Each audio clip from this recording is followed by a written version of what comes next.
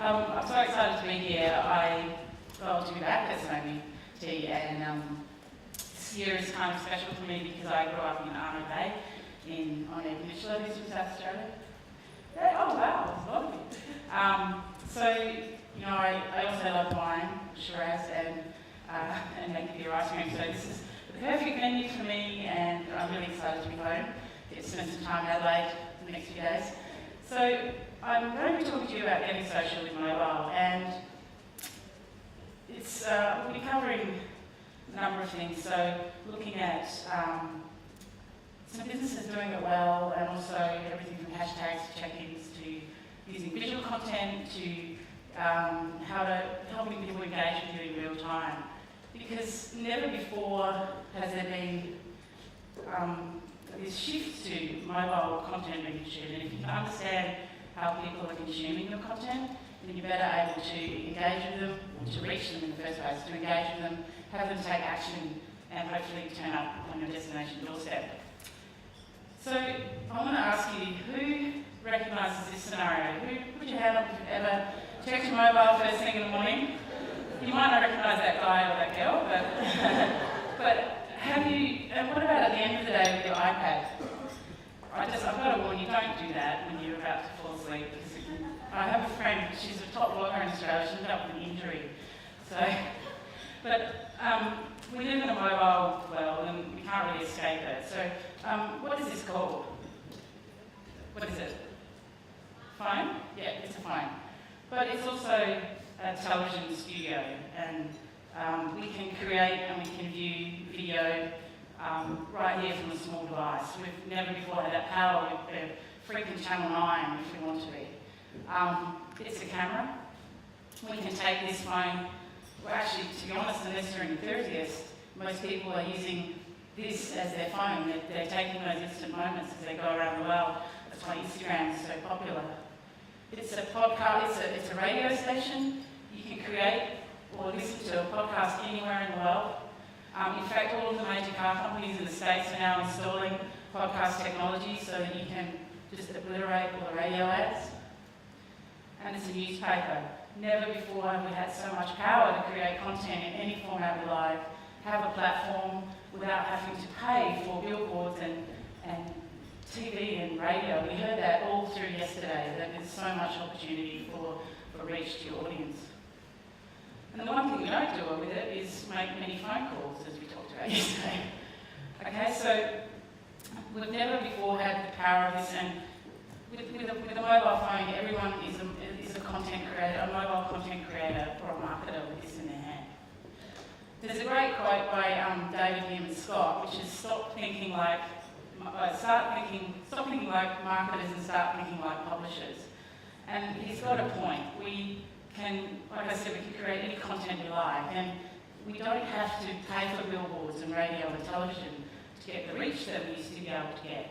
So it's really important to think about your content as being part of a publishing approach versus a marketing approach.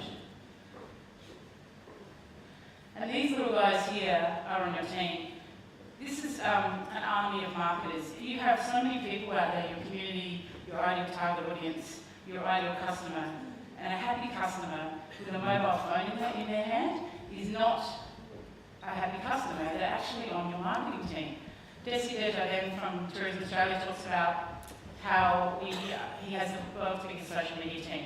I want you to think in terms of you having your biggest marketing team, whether that's local, regional, or national, or international. When these guys have the power of content consumption and creation that they have, they can be your biggest strategy, your biggest tool, your biggest fan. You've got an army of marketers behind you, and all through yesterday, everything that everyone was talking about was about word of mouth and that user-generated content. So Rodney mentioned a little bit about me, and I am fortunate to write for Social Media Examiner and Entrepreneur Magazine, and my blog, I also write about visual social media and content strategy on my blog. But just a little secret, underpinning all of that is a little thing called word of mouth. And that's what I'm very passionate about. I have an offline business with my husband. I've had online and offline businesses that have purely functioned on word of mouth. And I'm very passionate about that concept. So I was rapt to see yesterday so many speakers bring everything back to word of mouth.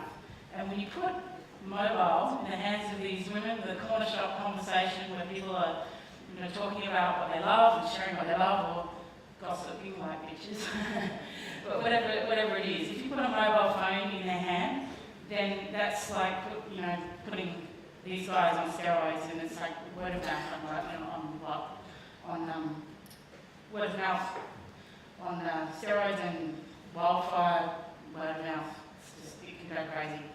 So just before I go ahead, I've got a couple of links here to help you out. So I'm going to mention a few tools and a few strategies and links and businesses. So you can go to sociallysorted.com.au/SoMe, and there's a resource page, so I don't have to keep giving you URLs. And just to practice what I preached about real-time engagement, if you want to tweet me, you can, there's a little pre-populated tweet, you can change it, but I'd love for you to say what your biggest takeaway is, or you can tweet me with whatever you want, but if I haven't met you yet, then I'd love to connect with you on Twitter. Okay, so what's the game plan? This is a little South Australian reference. Optimise for mobile users. So we're going to talk about how to optimise your content and your website for mobile users, and how to create visual mobile content. I often talk about visual social media and visual content, how to create original images. So I've included some strategies for using mobile with that, and how to engage fans in real-time experiences. So how many times do you think that we open our phone and do the slide lock? Anyone has a guess? It's pretty sad. This is an average 110 to 150 times a day taken from 2 research studies. The saddest part is, this is the upper limit. I don't know if that's any of you. So this is checking, just checking the time, checking our email, looking at social, faffing around, whatever we call it, mobile. That's how bad it can get. So the reality is we live in a mobile world, and I just wanted to show you this little ad from Virgin Mobile, which just is kind of a bit of a poke at how mobile dependent we've become. Checking in at the restaurant. Here's a picture of me. Yes. Hashtag gorgeous. Thank you.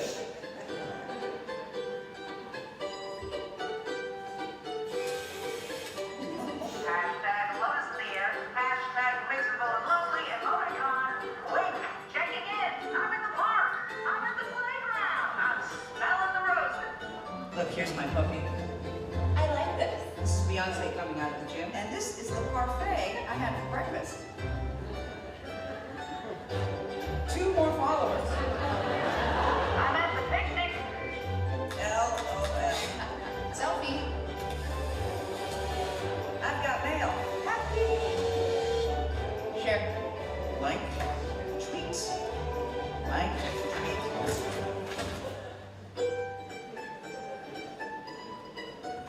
Spam. So who loves Cambridge? She loves the position.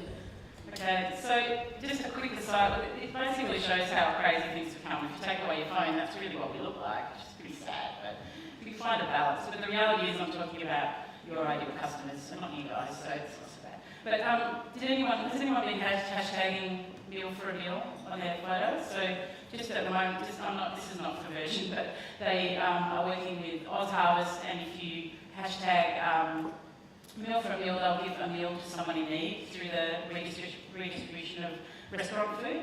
So that's a pretty cool program, and in that case, I don't mind them using mobiles, it's all for the good. Okay, so how do we optimise for mobile users, your website and your content? This is really interesting.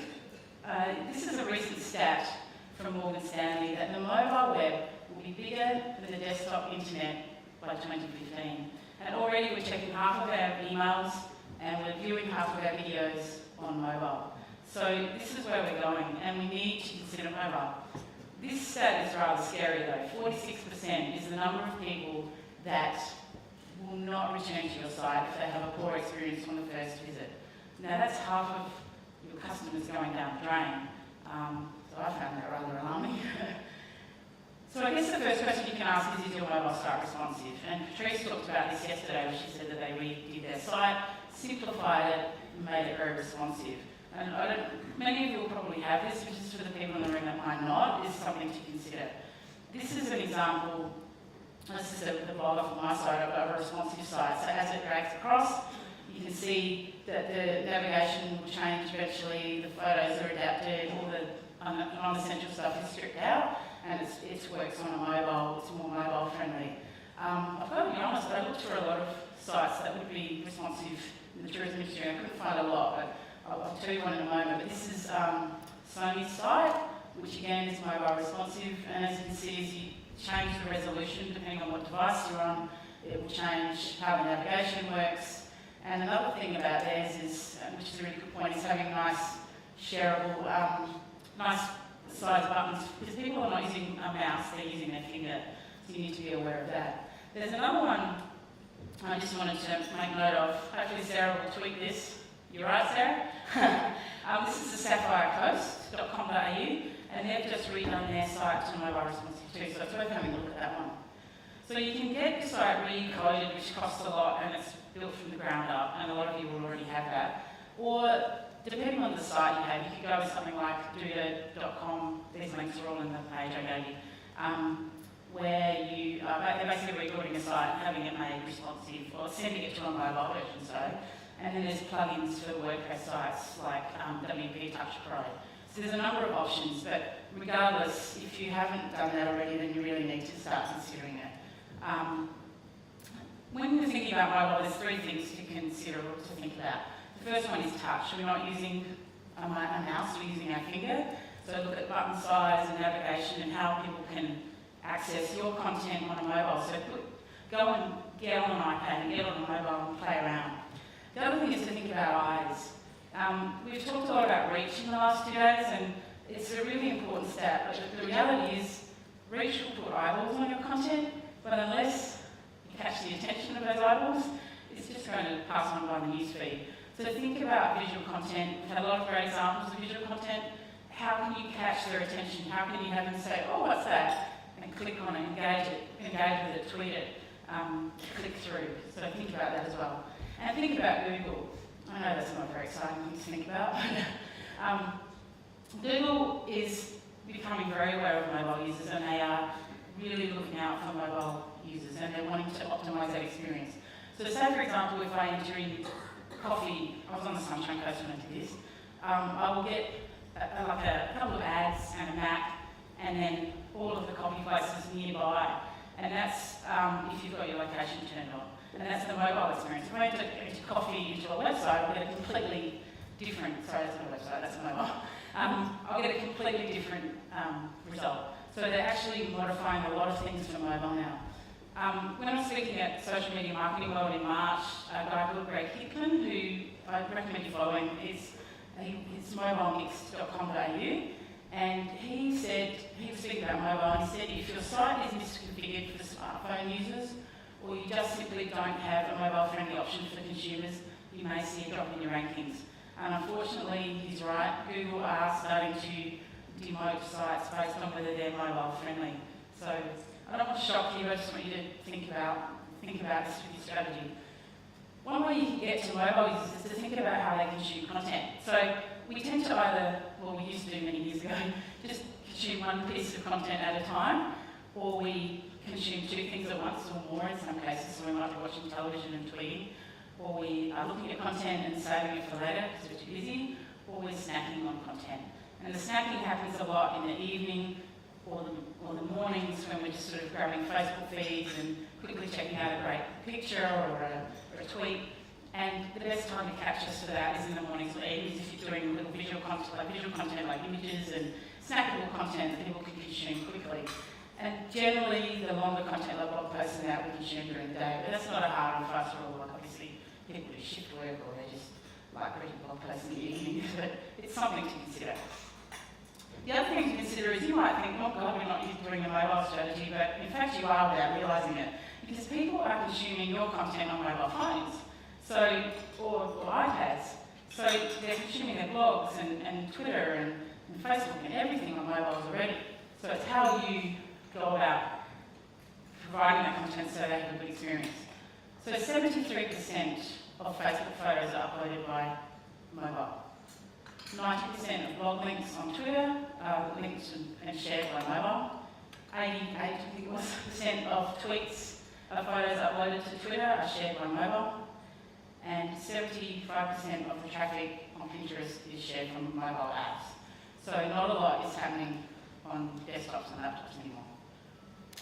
On the subject of mobile and Pinterest, and my obsession with making ear food, I chose this just to show you something. So Patrice, again, I'll go back to her, she had some great examples yesterday.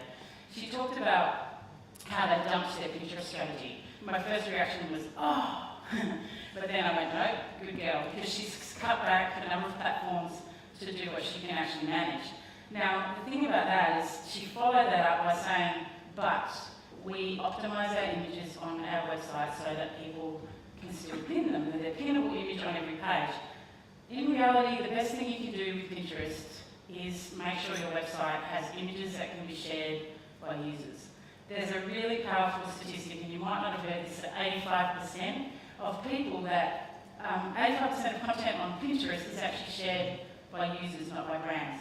So this is people going to your website and sharing information over to Pinterest without you having to do anything, other than have images there for them to share. So Patrice is on the right track. You know, if she has to pull back on strategic pinning, that's the best thing to do. She shouldn't shut down her account. She can still pin to it occasionally, but she should focus on her website. If you want to check what's being shared from your site, and it can be quite scary with some of the travel sites, not a lot of them have a lot of content being shared, which surprises me. I know a couple of us in the room have done this track before and struggled to find a lot of sites that do it, but I chose Maggie B because she's local, she's international, but also has a local brand. If you enter pinterest.com/source/your website, and again that's on the link I'll give you, you can do a check and see what's being shared from your website. Now Maggie B's staff do not pin any of this content. This is just people coming to her site. And it goes on and on and on. Okay, you just pages of it. That's people sharing content from her website. So do the check and be aware of Pinterest images, and just be aware that 80% of content shared to Pinterest is 80% of content on Pinterest is shared content. So if you can get some original images up, then you can really get the jump on having people share your content. Oh, there's one more. Okay, so number 2, creating visual content that's suitable for mobile. I could talk about creating visual content for days, that's what I usually talk about, but I'll cram a little bit in here. Now, I often talk about how powerful visual content is, but if you add the power of mobile to visual content, then that's when you can get some real magic happening. I talked last year about the shift to visual social media, and nothing has really changed. It is still really big. So some of these stats you may have heard, but they're worth hearing again. Pinterest is now the 2nd largest driver of traffic in the world next to Facebook as far as social sites go, which is massive. Facebook has 350 million photos uploaded daily, and Snapchat just beat that with 400 million. It's probably more now. Instagram has well over 200 million monthly users. On Twitter, images are twice as likely to be shared than regular tweets. And LinkedIn owns SlideShare. You can now embed SlideShares and infographics, images, videos, all sorts of visual content. So every platform is visual. And when it comes to YouTube, did you know that there are 6 billion videos shared every month on YouTube? Guess how many people are in the world? 7 billion. You find that a little bit scary? I do. So that's how much content is being shared every day. And you look, the reality is we've been sharing content for millions of years. If you go back to Egyptian Facebook, we have been posting images on walls and worshipping grumpy cats and sharing our food for eons. Okay, so Mark Zuckerberg really didn't invent it. But seriously, if you listen to Jesse from Tourism Australia, he had this great quote. He said, with mobile, you have only a second or two to tell a story. Everything has to be short, punchy, intelligent and focused, and massively relevant. And he's completely correct. So we talked about the snackable content. If you add that in the visual content, and then now when you think about relevant content, the The thing is with platforms, we need to step back a bit and look at how people are sharing content on these platforms before jumping in and just throwing everything at them. You need to blend in and be part of that platform and have content that's similar, because everybody else has got their hand up saying, look at my content. So how can you cut through? There's two types of content that I think you can strip everything back to and just help simplify things. The first is visual content that helps. If you can teach someone or help them with something, if you can help them at that dream and plan stage of their travel journey, then they'll remember you, and especially if you're helping with the booking and the experience and the sharing stages as well. So any content that helps, and also content that inspires. You know, we all love the inspiring quotes and the inspiring images, and we saw hundreds of the inspiring images yesterday, so as far as that goes, it's awesome content. So just a few quick tips as far as images that work generally. Quotes, as you know, get shared like wildfire on Pinterest and Facebook. Tips obviously are awesome as well, so you can always find a whole bunch of tips to do with your destination or whatever you're promoting, selling tours, etc. How-to is really useful as well. You can create mini infographics that tell people how to do something, or in this case, there's some header images that have been put on blog posts so people can share them over to Pinterest. How-to really catches your eye. It's like, oh, someone's going to help me. And checklists are awesome. We're pretty lazy. Like, we could go and find all this information on the net, but we don't. If someone wraps it up for us, then we'll take it. Thank you very much. So, 40 things to do in London before your vacation, what you need to pack, which I always try to do all this. You know, how to pack your carry-on. There's lots of things you can do to help people prepare for an amazing experience. Rodney, I said, can you do them that way?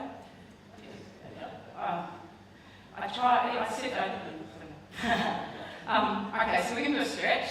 Everyone that way? This is Tourism Queensland's infographic, just an example of a great infographic. What I like about this, you can go the other way now. I'll put it up. What I like about this is on the left-hand side you can see they've got, what they've done is just do an infographic that's rather helpful. So it's a bucket list of how to travel in Queensland, all the hot spots, who's in your travel party, how do you like to travel, what sort of holiday do you like. And it's a really useful infographic. The thing about infographics, and I create them, we do high-end infographics, but if you're going to do one, you want people to use it. You don't want them to stick it on their Pinterest board because it's pretty. You want them to actually bookmark it and come back to it and use it.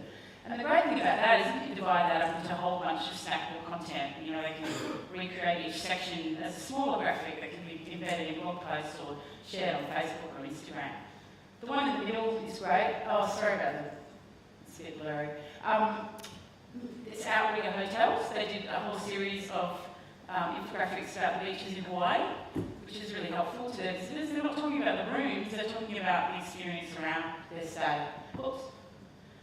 That. And the ones on the right here, we've got the Marriott did one about all inclusive packages, trips versus travel as you go or pay as you go. And the two on the right hand side are interesting because they're created by car hire companies. And they're not about cars, they're about how to experience a great driving trip around Australia. So 12 hours in Melbourne. Now think about your destinations. What content can you create that's visual about how to experience your destination in a day or a 2 day, or what's the top picks and that sort of thing. And then of course the East Coast car rentals have done the big things in Australia, which is good if you're travelling with kids. Good pineapple. So they're just some examples of companies trying to create content that's useful. And when Jessie was saying about being relevant, there's one thing that, like I said before, you need to be considering the platform and what is native to it. So post stuff that's native on the newsfeed. Maggie Beer, I'm sorry, there's a lot of food and wine. It's just me. Maggie Beer could be posting on Instagram pictures of their food or their ice cream or their products, but they're posting photos that are native to Instagram. Beautiful shots, beautiful lines, big high skies, really earthy, colourful images. Sorry, I'll show you that one a bit longer. And that's just gorgeous. It's not about the jam at the end that she's making, it's about the process. They're taking us behind the scenes, taking us a tour of the Barossa, showcasing their world. This one on the left is from Two Hands Wines, one of my other favourite wineries in the Barossa. And instead of posting their bottles of wine, they're posting what they had for lunch. You know, pumpkin soup followed by a leek and chicken pie or something. So they're taking us behind the scenes, and it's native to Facebook. Rodney did a great tweet the other day that was behind the scenes of setting up this event.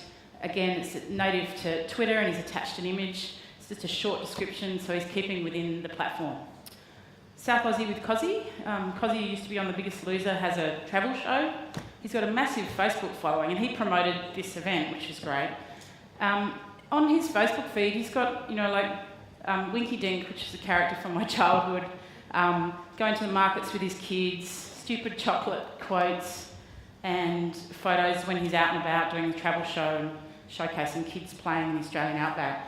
These are all things that we would post on our Facebook wall. So think about what you would like to see on your Facebook wall and how you post. People come to Facebook to be sharing with friends and family and looking at funny things, a bit of lightheartedness. They're not there to buy things. Whereas on Pinterest, they go to buy, or at least dream to buy. So My Barossa does a great job here of being native to Pinterest, because they post not only products and wine and things like that from different suppliers, but also they're helping people dream and plan for the holiday to the Barossa, and a lot of great content about the Barossa, and just really, topics like Barossa Farmers Market and Barossa winemaking and just all sorts of things about the Barossa. So just think about what the platform's like and be native to it. I can't go into detail a lot about these, but I just wanted to show you a few tools that you can use to create original content on the fly. Some of you have designers, but even if you do, you sometimes just want to get something up. So Canva is an awesome tool, canva.com. It's a DIY design tool. All I can say is that my 5-year-old can create graphics on this. They've got amazing templates for all of the social media platforms. I don't need to go into detail, but just get on there and have a play. Sauce has been doing a few images from Canva live this weekend, so just go and have a play. Second one is PicMonkey, and this one's good too. It's a photo editing tool, but if you dive into it, there's a lot more you can do with it. So they have a lot of themes and little quirky things you can add to photos and images to create images as well. And they also allow you to import your fonts, so you can import your brand font and create images with your brand font on them, which is great. And WordSwag is my favourite. It's on a mobile. Sorry, it's only on iPhone. But you can create the most amazing quotes and tips and just using beautiful typography that looks like you've just turned into a graphic designer. So that's a great one to use. So the links for those are on the page. So I just want you to think about a couple of things. The most simple image strategy you can have, other than user-generated content, if you're posting content of your own, post regularly and consistently. Because if you post great images consistently, other pages are looking for content to share, and they're coming every day going, what are we going to post? But if they know that you are posting great content, they'll come to you, they'll have you on a hit list. And the other thing is, if you're going to do a series of images, batch them. You wouldn't just bake one cupcake, you'd bake a whole series of them. So do a whole series of images, sit down and do 10 or 20, or get your designer to do it. Get a template set up for tips for travel to the Barossa, and then you can create 10 or 20 images. So the third thing is where the rubber hits the road, and we had a lot of talk about this yesterday, and it's engaging fans in real time.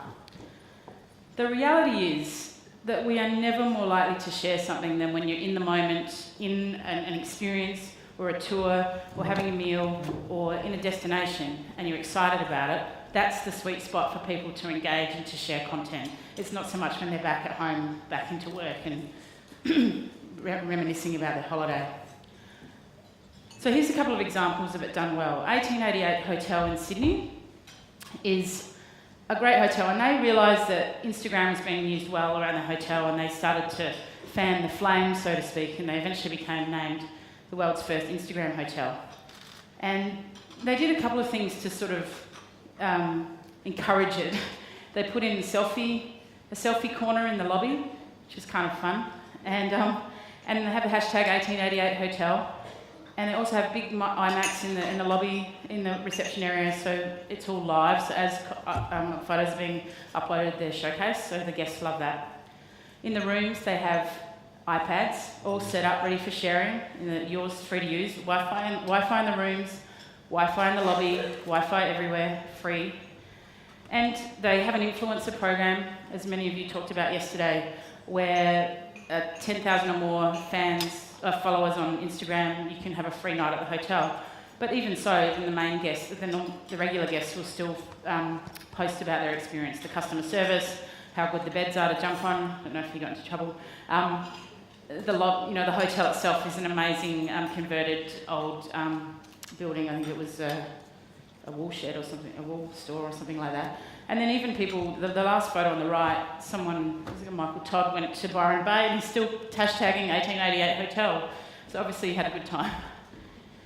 ProDive Cairns is a great example of a company making the most of real-time experiences. So they have a group of people on a boat, they can't get away, they don't want to because they're having a great time diving for 3 days and they live and sleep and eat on the boat.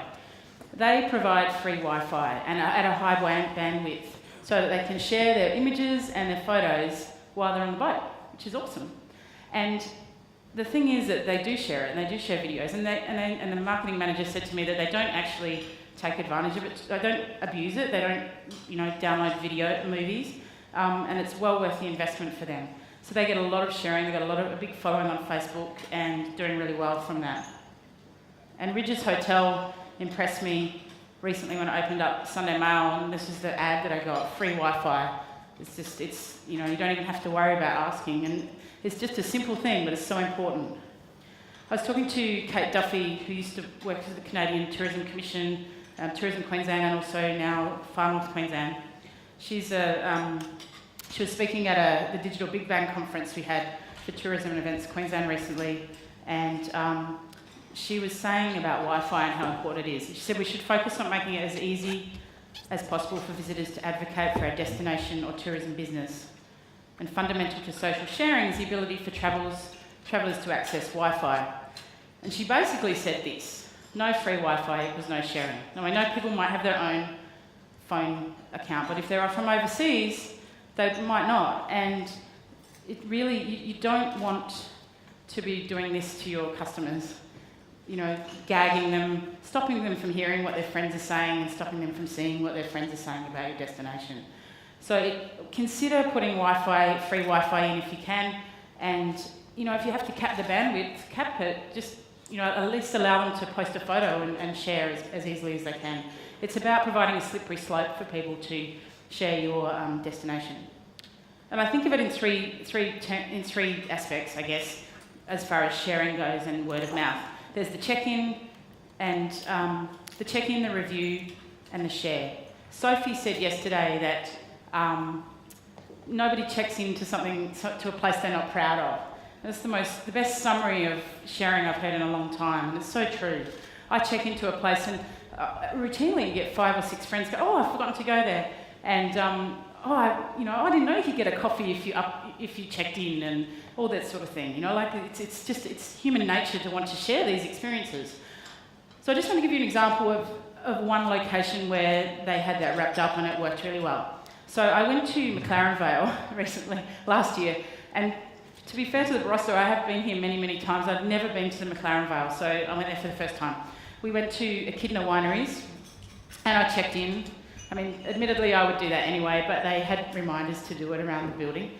And then when I got home to Queensland, I was sharing my checking in and sharing my wine, which we bought some wine and took back with us. And as far as reviews go, when I was in the restaurant, they had a TripAdvisor note up, actually telling people how to do a TripAdvisor report if you've never done one before. It says here, mobile, tablet, iPhone, go to TripAdvisor website and then search Echidna Wines and then click write a review. Like, all the instructions are there. So I haven't used TripAdvisor a lot, so I followed the instructions, as I do. And they had just nice, gentle, funky reminders around to share and come onto social media. But the thing is, the reason why we were in that restaurant is because on the way into McLaren Vale, I opened up my phone, opened up TripAdvisor and typed in best restaurant in McLaren Vale, and we ended up here because they had an amazing number of reviews and they were the top restaurant for the last year or two. So that's the power of check-ins, reviews and shares, and you just consider those 3 things in your marketing. So if you look at the dream, plan, book, experience, share model, I just want you to think about, or put yourself in the shoes of mobile users, not just your happy customers and your ideal customers, but mobile happy ideal customers, and think about how they're consuming your content. So at the dream and plan stage, look at things like, is our website optimised for Pinterest? Are they able to pin content over? Can they share it? Are they even able to access our website easily? Or are they going to just go away because it's too hard to book a holiday? And when it comes to experiencing and sharing, then obviously, having things like Wi-Fi, having reminders for them to share, maybe little incentives for them to share when they're in that experience. And they can be in that experience in a physical sense, or they can be in the experience in a remote sense that they're not actually in your place of business. You can still get them involved with that, as we saw yesterday.